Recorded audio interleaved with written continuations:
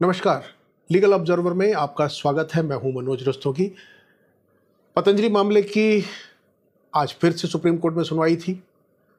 अब नए मुहावरे ढूंढने पड़ेंगे पतंजलि मामले में। सुप्रीम कोर्ट की जो झाड़ फटकार और धज्जियां उड़ा देंगे, ये सब तो एकदम रूटीन जैसा हो गया इस मामले में।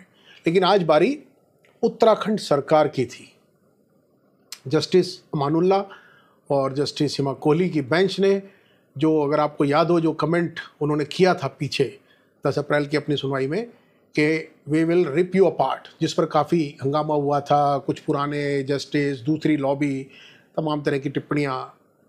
तो आज की सुनवाई में बेंच ने बताया कि बखिया उधेड़ना किसे कहते हैं, और आज बखिया जो उधेड़ी गई वो उधेड़ी गई उत्तराखंड सरकार की। तो बेंच ने बड़ा स्पष्ट कर दिया है, बेंच के तेवर बहुत साफ है।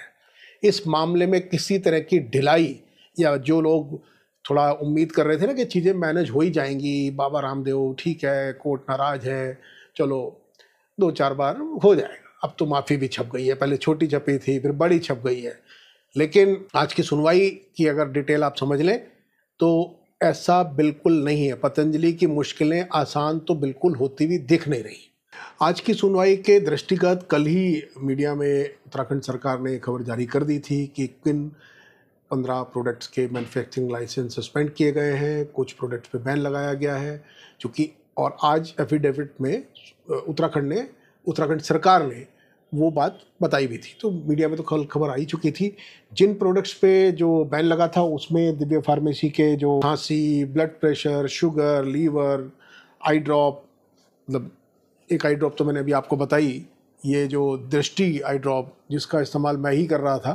तो 2 साल से हमें हमारे एक सीनियर मित्र हैं, आयुर्वेद के डॉक्टर भी हैं, उन्होंने बता दिया था, तो मैं ही डाल रहा था 2 साल से। तो ये अब तो ये बैन भी हो गई है और इसका मैन्युफैक्चरिंग लाइसेंस भी उन बाकी 14 दवाइयों के साथ बैन कर दिया गया है। तो इसमें आपराधिक मामला भी, क्रिमिनल रिपोर्ट भी सुप्रीम कोर्ट के इस ऑर्डर के बाद दर्ज कराई गई। इसी की जानकारी बेंच को ध्रुव मेहता, जो उत्तराखंड सरकार को रिप्रेजेंट कर रहे हैं, उन्होंने आज दी थी।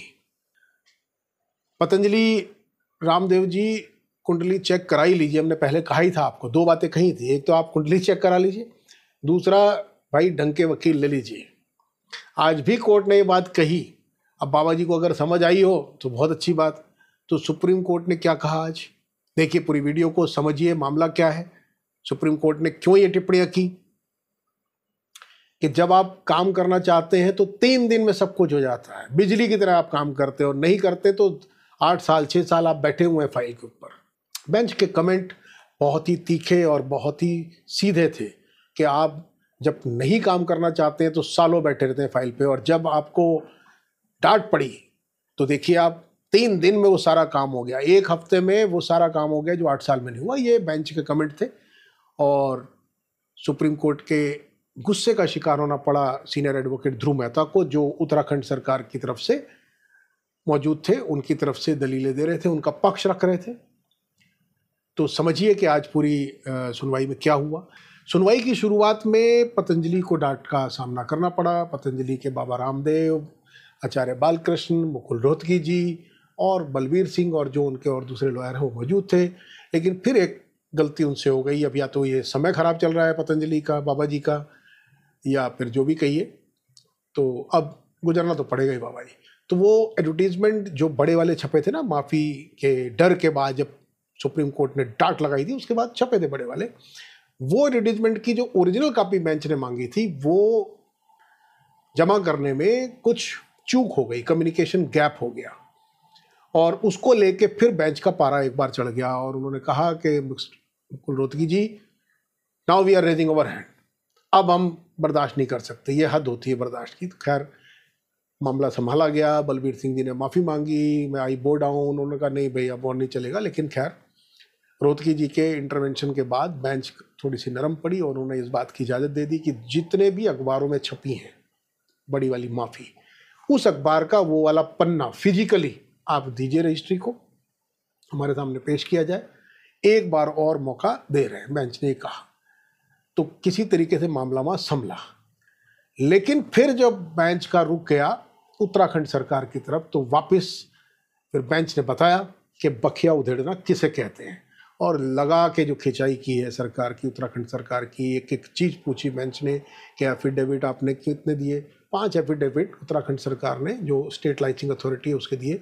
मिथिलेश कुमार, अगर आपको याद हो, उनका चूंकि तबादला हो गया, उनकी जगह नए अधिकारी आ गए हैं, तो बेंच ने बारीकी से एक एक चीज़ की तफ्तीश की, डायरेक्ट सवाल जवाब किए और लगाई फिर क्लास कि भाई इतने दिन तक क्या कर रहे थे। बेंच के जो कमेंट थे उसमें था कि जब आपको कहा गया एक्शन लेने के लिए, तब आपने 3 दिन में वो सारा काम कर दिया जो अब तक नहीं हुआ था। इसका मतलब आपके पास पावर थी, आपको अपनी जिम्मेदारी का, अपनी पावर का एहसास नहीं था। तो बेंच को क्यों याद दिलाना पड़ा आपको? और उन्होंने कहा ठीक है चलो, ये तो आपने कर दिया। इसके पहले के 8 महीने क्या हुआ, और उसके पहले 18 से लेके जो लोग थे उन्होंने क्या किया, उनके एफिडेविट क्यों नहीं है? तो ध्रुव मेहता जो है वो अगले बगले झांकने लगे। उन्होंने कहा कि हम विजिलेंट थे। तो बेंच ने कहा नहीं, ये बिल्कुल आप हल्के में मत लीजिए, इस तरीके से बिल्कुल मत कीजिए। हम फिर हमारे गुस्से का आपको सामना करना पड़ेगा, फिर हम बर्दाश्त नहीं करेंगे। हमने आपको बोला था, ये वायलेशन है, नॉन कंप्लायंस भी नहीं, वायलेशन है। तो बेंच ने जिस तरह के शब्दों का प्रयोग किया, बेंच ने जो बातें कही, वो अपने आप में उत्तराखंड सरकार के लिए एक सबक है। बेंच ने कहा कि आपको आयुष मंत्रालय ने लिखा था, तो आप सब लोग क्या कर रहे थे और क्यों नहीं आपने वो एक्शन रिपोर्ट बताइए हमको। वो आप सारे विभागों की क्यों नहीं है, सारे अधिकारियों की जो अब तक थे, जो हरिद्वार जिला के यूनानी डिस्ट्रिक्ट लाइसेंस ऑफिसर थे, उन सबके हमको एफिडेविट चाहिए और एक्शन रिपोर्ट के साथ चाहिए कि उन्होंने क्या किया, जो उनकी जिम्मेदारी थी मिसलीडिंग एडवर्टीजमेंट रोकने की, उस पर उन्होंने क्या किया। तो ध्रुव मेहता ने बताया कि साहब हमने पतंजलि के 15 जो प्रोडक्ट्स हैं उनका जो मैन्युफैक्चरिंग लाइसेंस है उसको सस्पेंड कर दिया है, हमने क्रिमिनल कंप्लेंट भी दर्ज करा दी है। तो बेंच ने पूछा कि ये आपने कब किया, तो उन्होंने कहा कि 10 अप्रैल के बाद। उन्होंने कहा कि हमारे कहने के बाद क्यों किया, पहले से क्या कर रहे थे आप? और ईमानदारी से जवाब दीजिए, अभी भी आप ओवर स्मार्ट बनने की कोशिश मत करिए, नुकसान हो जाएगा। बेंच ने जो नए अधिकारी वहाँ थे उनसे डायरेक्ट सवाल जवाब किया, तलब किया, उनसे पूछा कि आप ये बताइए, आपने रिपोर्ट में जो लिखा है उनके एफिडेविट में भी कुछ कमियां थी। तो बेंच ने उसकी क्लास लगाई। हालांकि जो वहाँ मौजूद थी शुक्ला एडवोकेट उनकी, उन्होंने थोड़ा रिक्वेस्ट करके उसको वहीं के वहीं दुरुस्त करने की बात की। बेंच ने कहा कि ठीक है आप करिए। लेकिन इन अधिकारी से, जो उत्तराखंड सरकार की तरफ से जो नए वाले अधिकारी थे, उनसे बेंच ने पूछा कि आपने अपनी रिपोर्ट में लिखा है कि आप इंस्पेक्शन के लिए गए थे, बताइए गए थे? सीधा हिंदी में पूछा गया और उनको सीधा कहा गया कि देखिए अभी आपके पास समय है, ये मौका है, आप जो सच है वो बता दीजिए, ईमानदारी से कह दीजिए कि हम बहुत छोटी सी, मतलब हम we are a small fry, हमारी इतनी औकात, इतनी हैसियत नहीं है जो ये सब बड़े लोगों का खेलता। अगर ये है तो वो बात कह दीजिए, अभी मौका है, बाद में हम मौका नहीं देंगे। फिर हम रिकॉर्ड पे ले रहे हैं इस बात को। अगर आप गए थे तो बताइए, आपने कहीं नोट किया होगा, क्या आपने इंस्पेक्शन किया, इंस्पेक्शन के बाद आपने क्या रिपोर्ट लगाई, वो रिपोर्ट की कॉपी आप दे सकते हैं क्या? तो मतलब कांप गए अधिकारी वहाँ। हालांकि वकीलों से चर्चा करके उन्होंने कहा कि नहीं हम गए थे, रिपोर्ट दे देंगे, और उसका समय उनको दे दिया गया है। बेंच ने थोड़ी नरमी जताते हुए कहा है कि ठीक है आप दीजिए अगली सुनवाई तक। लेकिन ओवरऑल जो बात निकल के आ रही है वो ये कि बेंच का रवैया पूरा साफ साफ इस पूरे मामले की सफाई करने का है। अच्छा है कि बेंच के इस रुख से, अगर सिस्टम में जो सिस्टम की खामियां हैं या सिस्टम में जो फेवरिज्म है, सिस्टम में जो प्रभावशाली लोगों का गठजोड़ है सत्ता के साथ, वो अगर टूट जाए बहुत ही अच्छी बात है। तो ये आज की सुनवाई के मुख्य बिंदु रहे। अब ये सुनवाई 7 और 14 को होगी। इसमें मुकुल रोहतगी जी ने कुछ उनसे बताया और अगली पेशी के लिए कोई तर्क दिए, कोई कारण दिए जिससे बेंच सहमत थी। लेकिन अगली सुनवाई के लिए रामदेव और बालकृष्ण जी को, बाबा रामदेव को, दोनों को व्यक्तिगत पेश होने की एक बार की छुट्टी मिल गई है, मोहलत मिल गई है। तो जो भी कारण उन्होंने बेंच को बताया, बेंच से सहमत हो गया और वो उनको मिल गई है। लेकिन स्टेट को उन्होंने पूरी तरह से हिला दिया है। मुकुल रोहतगी जी ने जिक्र किया, जो इंडियन मेडिकल एसोसिएशन के चेयरमैन हैं, उसके जो अध्यक्ष हैं, उनका एक इंटरव्यू मीडिया में कल से घूम रहा है, उसको लेकर के उन्होंने कहा कि ये अवमानना है, उन्होंने कोर्ट की निर्णय की आलोचना की है वगैरह वगैरह। तो बेंच ने कहा कि ठीक है, हम इसको देखेंगे, आप इसको रिकॉर्ड में जमा कीजिए, अगर ऐसा हुआ है तो अब उसकी हम तफ्तीश करेंगे। उन्होंने ओरली बोला, जो आईएमए के वकील वहाँ थे, कि भाई देखिए, इसको हल्के में मत लीजिए, सीरियसली लीजिए, आप भी तैयार रहिए, आपका भी जो आचरण है वो क्लीन नहीं है। तो इशारों में तो कह दिया है, अब जब सामने आएगा तो होगा। ऑर्डर में तो उन्होंने लिखा कि मुकुल रोहतगी जी जैसा बता रहे हैं कि उस इंटरव्यू से अदालत के निर्णय में हस्तक्षेप होता है, अदालत की कार्रवाई में दखलंदाजी होती है और अदालत के फैसले की उन्होंने आलोचना की है। तो ये मुकुल रोहतगी जी ने कहा, ऐसा उन्होंने लिखा है और कहा है कि उसको रिकॉर्ड पे लाइए तो अगली बार देखेंगे।